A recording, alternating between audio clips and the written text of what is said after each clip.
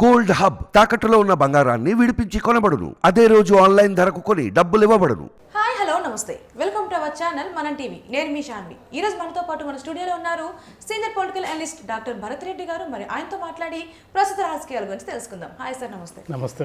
So ఇప్పుడు చూసుకుంటే రేవంత్ రెడ్డి గారు సీఎం అయిన తర్వాత మా పార్టీలో గేట్స్ ఓపెన్ చేయడం జరిగింది, సో ఎవరైనా రావచ్చు అని చెప్పేసి ఒక మాట అనగానే ఇప్పటి వరకు కాంగ్రెస్ నుంచి ఒక ఎమ్మెల్యే ఒక ఎంపీ చేరడం జరిగింది బీఆర్ఎస్లో.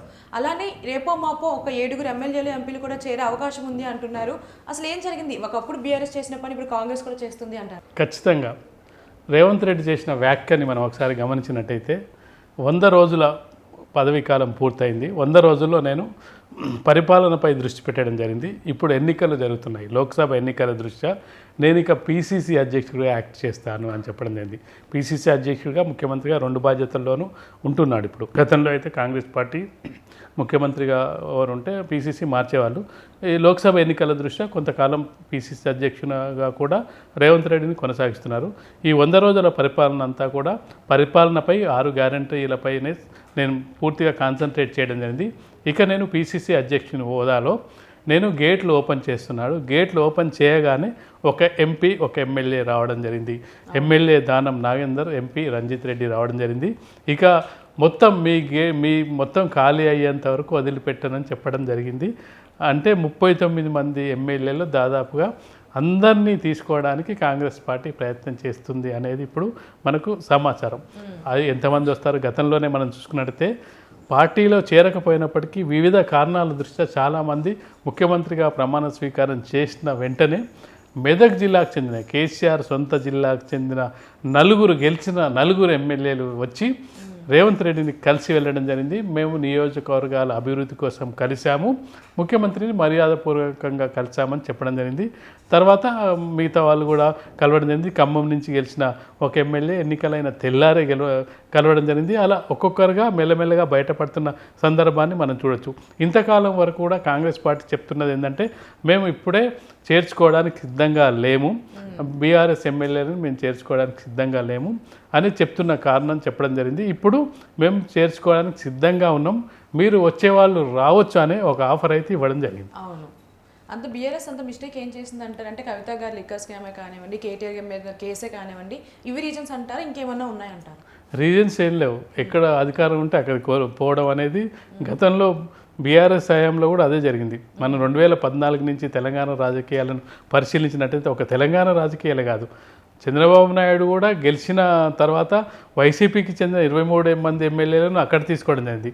ఇక్కడ చూసుకున్నట్టయితే 2014లో కేసీఆర్ గెలిచిన తర్వాత 66 మందితో ప్రభుత్వం ఏర్పాటు చేయడం జరిగింది.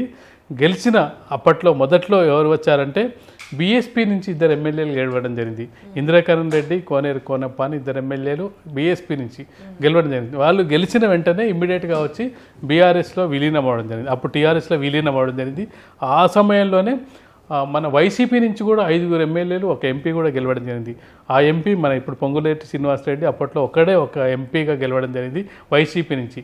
తెలంగాణ వ్యతిరేకత ఉన్నప్పటికీ తెలంగాణ మీద వ్యతిరేకత ఏది వైసీపీ మీద టీడీపీ మీద వ్యతిరేకత ఉన్నప్పటికీ టీడీపీ 15 సీట్లు గెలవడం జరిగింది. అప్పట్లో 2014 ఎన్నికల్లో వైసీపీ కూడా ఖమ్మంలో 5 సీట్లు గెలవడం జరిగింది.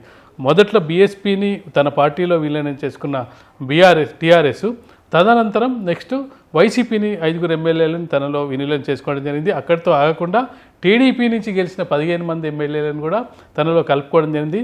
శ్రీనివాస్ యాదవ్ అయితే టీడీపీలోనే ఉంటూ కూడా మంత్రి పదవి చేపట్టడం జరిగింది. అప్పట్లో పెద్ద విమర్శలు కూడా రావడం జరిగింది. ఒక పార్టీ నుంచి గెలిచిన ఎమ్మెల్యే మంత్రి పదవిలో కొనసాగుతున్నారు. నీకు అసెంబ్లీ రికార్డులో చూసుకున్నట్టయితే అక్కడ టీడీపీ ఎమ్మెల్యేగా కొనసాగుతూ కూడా ఇక్కడ టీఆర్ఎస్ ప్రభుత్వంలో మంత్రిగా ఉన్నారని చెప్పి 2014 నుంచి 18 వరకు ఆ కార్యక్రమం పూర్తయింది. బీఎస్పీ, వైసీపీ, టీడీపీని అక్కడ క్లోజ్ చేయడం జరిగింది. అప్పుడు చెప్పిన కారణం ఏంటంటే టీఆర్ఎస్ చెప్పిన కారణం ఏంటంటే అప్పుడు మా ప్రభుత్వాన్ని కూల్చడానికి ప్రయత్నిస్తున్నారు, మా ప్రభుత్వం మనుగడ సాగించాలంటే నేను మిగతా ఎమ్మెల్యేలను తీసుకుంటున్నట్టయితేనే నాకు సంపూర్ణ మెజార్టీ ఉన్నట్టయితేనే నా ప్రభుత్వం మనుగడ సాగిస్తుంది, లేదంటే నా ప్రభుత్వాన్ని కూల్చే ప్రయత్నం ఢిల్లీ నుంచి ప్రయత్నాలు సాగుతున్నాయని చెప్పి అప్పుడు చెప్పడం ద్వారా తెలంగాణ ప్రజలు కూడా పెద్దగా పట్టించుకోలేదు. ఎందుకంటే అప్పుడే తెలంగాణ ప్రభుత్వం ఏర్పడుతుంది, తెలంగాణ సెంటిమెంట్ పనిచేసింది, తెలంగాణ తెచ్చిన నాయకుడిగా కేసీఆర్ గుర్తింపు గౌరవం ఉన్న దృష్ట్యా దృష్ట్యా ఎవరు ఏ పార్టీ నుంచి వచ్చినా ఆ టీడీపీ అంటే ఇక్కడ లేని పార్టీ కదా, టీడీపీ యాంటీ తెలంగాణ టీడీపీ అనేది ఒక ఎస్టాబ్లిష్ చేయడం జరిగింది. వైసీపీ అంటే అక్కడ ఆంధ్రాకి వెళ్ళిపోయింది అనే ఒక ఉద్దేశంతో అప్పుడు పెద్దగా పట్టించుకోలేదు. కానీ మనం చూసుకున్నట్లయితే 2018 ఎన్నికల్లో ఈ కారణాలన్నీ దృష్ట్యా కేసీఆర్కి మంచి మెజార్టీ ఇవ్వడం జరిగింది తెలంగాణ ప్రజలు. ఎంత మంచి మెజార్టీ అంటే అక్కడ కేసీఆర్కు వ్యతిరేకంగా టీడీపీ, కాంగ్రెస్, సిపిఐ, సిపిఎం మహాకూటమిగా ఏర్పడ్డప్పటికీ ఒక్క కేసీఆర్ ఒంటరిగా పోరాటం చేసినప్పటికీ 88 సీట్లు 64 సీట్ల నుంచి 63 సీట్ల నుంచి 88 సీట్లకు పెంచడం జరిగింది. కంఫర్ట్ మెజార్టీ ఇవ్వండి. అయినప్పటికీ కేసీఆర్ 21 సీట్లు వచ్చిన కాంగ్రెస్ని అక్కడి నుంచి కూడా ఫిరాయింపులు తీసుకోవడం జరిగింది. 21 సీట్ల నుంచి వాళ్ళని 13 మందిని తీసుకొని ఇక్కడ విలీనం చేసుకొని అసలు కాంగ్రెస్ ఎల్పీనే విలీనం చేసుకొని కేవలం 5గురిని మాత్రమే అక్కడ మిగిల్చడం జరిగింది. 105కు సంఖ్యను పెంచుకోవడం జరిగింది. ఇప్పుడు రేవంత్ రెడ్డి అదే రీజన్ చెప్తుండు, నా ప్రభుత్వాన్ని కూలగొట్టడానికి బీజేపీ, బీఆర్ఎస్ ప్రయత్నం చేస్తుంది. కడియం సిఆర్ లాంటి సీనియర్ నాయకుడు చెప్తున్నాడు. కాబట్టి నా ప్రభుత్వాన్ని కాపాడుకోవాలంటే వాళ్ళ ఎమ్మెల్యేలను తీసుకుంటారు.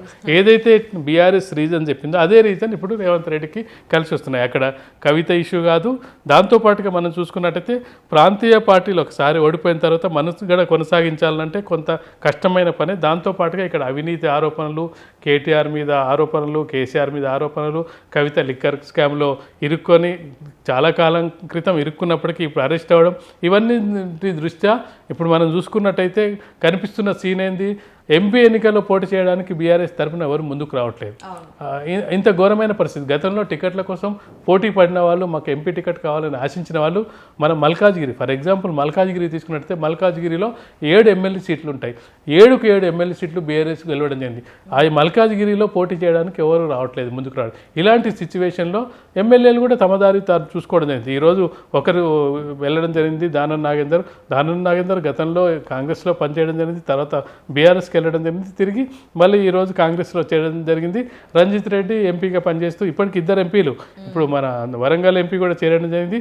ఎంపీలందరూ కూడా దాదాపు 3 ఎంపీలు బీజేపీలో చేరడం జరిగింది, 2 ఎంపీలు, దాదాపు ఎంపీలు కూడా దాదాపుగా ఎవరు కూడా బీఆర్ఎస్లో కొనసాగే పరిస్థితులు అయితే మనకు కనిపించట్లేదు.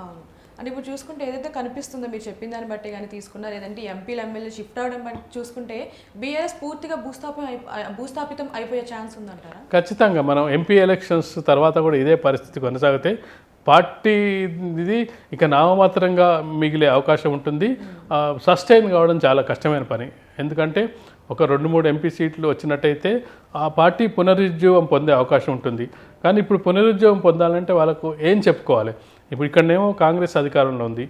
దేశంలో ఇప్పుడున్న సర్వేల అంచనాల ప్రకారం, లేదంటే వస్తున్న వార్తల ప్రకారం ఎన్డీఏనే బీజేపీ కూటమి మరొకసారిగా అధికారంలోకి వచ్చే అవకాశం ఉందని చెప్తున్న సందర్భంగా ఇక్కడ పోటీ కూడా లోక్సభ ఎన్నికల్లో మనం ప్రధానంగా చూసుకున్నట్టయితే జాతీయ పార్టీల మధ్యనే పోటీ ఉంటుంది, బీజేపీ కాంగ్రెస్ మధ్యనే పోటీ ఉంటుంది. గతంలో కూడా మనం చూసుకున్నట్టయితే ఇక్కడ 88 సీట్లతో 2018లో అధికారంలోకి వచ్చినప్పటికీ ఆ లెక్కేమటి దాదాపు 12-13 సీట్లు రావాల్సిన బీఆర్ఎస్కు కేవలం 9 సీట్లు రావడం జరిగింది. ఒకే ఒక ఎమ్మెల్యే సీటు గెలిచిన బీజేపీ 4 ఎంపీ సీట్లు గెలుచుకోవడం జరిగింది. అక్కడ చూసుకున్నట్లయితే జాతీయ అంశాలే ప్రధానంగా ఉంటాయి. ఎంపీ ఎలక్షన్స్ చూసుకున్నట్లయితే జాతీయ అంశాలే ప్రధానంగా కనిపిస్తాయి. మోడీ అధికారంలో ఉండాలా వద్దా అనేది ఒక అంశము, రాహుల్ గాంధీ అధికారంలోకి రావాలన్నా వద్దా, ఈ 2 అంశాల మీద ఎన్నికలు జరుగుతాయి. రాష్ట్రానికి సంబంధం లేదు. రాష్ట్ర ఎన్నికలకు ప్రజలు తీర్పిచ్చారు. కాంగ్రెస్ పార్టీకి అధికారం కట్టబెట్టాలనుకున్నారు, రేవంత్ రెడ్డి ముఖ్యమంత్రి అయ్యాడు, ఇక్కడ అయిపోయింది. నెక్స్ట్ ఎన్నికలు జాతీయ అంశాలపైనే ఉంటాయి. బీఆర్ఎస్ ఏం నినాదంతో వెళ్తుంది? ఇక్కడ అధికారంలోకి లేరు. ఇక్కడ అధికారంలో ఉన్నట్టయితే మేము అధికారంలో ఉన్నాం కాబట్టి కేంద్రం మెడలు వంచి మేము నిధులు తెస్తామని చెప్పుకోవడానికి అవకాశం ఉంటుంది. ఇక్కడ అధికారం లేదు. అక్కడ ఏమైనా అధికారంలో పాలు పంచుకునే అవకాశం ఉందా అంటే అది లేదు. అటు ఎన్డీఏలో భాగస్వామ్య పక్షంగా బీఆర్ఎస్ లేదు, ఇటు ఇండియా కూటమిలో పక్షంగా లేదు, ఏ కూటమిలో లేదు. వాళ్ళు ఎలాంటి నినాదంతో ముందుకెళ్తారు? కాబట్టి అక్కడ ఉన్న నాయకులు కూడా ఆలోచిస్తారు, మనం ఏ నినాదంతో ముందుకెళ్తాం, ఏ నినాదం వల్ల మనల్ని గెలిపిస్తారు ప్రజలని చెప్పి దాంతో ఎవరు కూడా పోటీకి ముందుకు రావట్లేదు. ఇలాంటి పరిస్థితిలో రేపు ఎంపీ ఎన్నికలు అయిన తర్వాత మరింత సంక్షోభంలోకి వెళ్ళే అవకాశం అయితే బీఆర్ఎస్కి ఉంటుందని మనం చెప్పొచ్చు. Thank you sir. Thank you అండి.